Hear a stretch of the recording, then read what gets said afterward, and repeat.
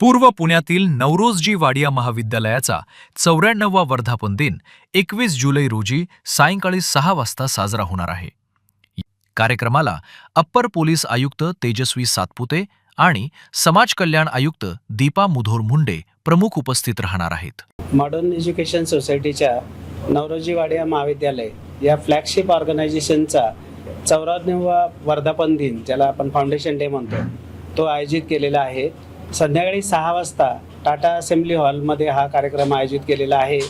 कार्यक्रमाचं स्वरूप असं आहे की आम्ही माजी विद्यार्थी जे आमचे अलुमिनाय असतात, एमिनंट वाडियन म्हणून त्यांचा सत्कार करतो.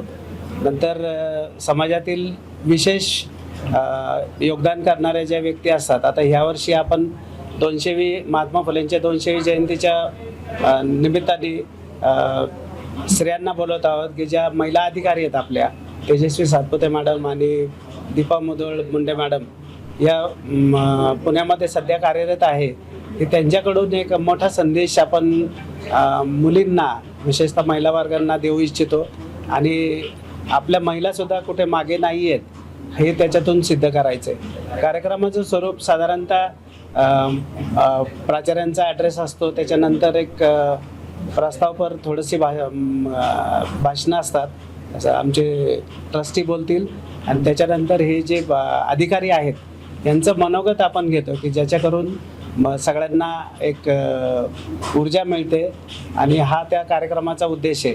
बाकी नंतर अल्पोपहार आणि करून तो कार्यक्रम साधारणतः 6 ते 8 वाजेपर्यंत तो कार्यक्रम संपतो.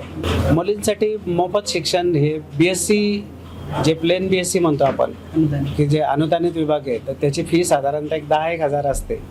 तर काही मुलींना, जे समाजातल्या काही घटकांना, ती 10,000 फी सुद्धा जास्ती असते.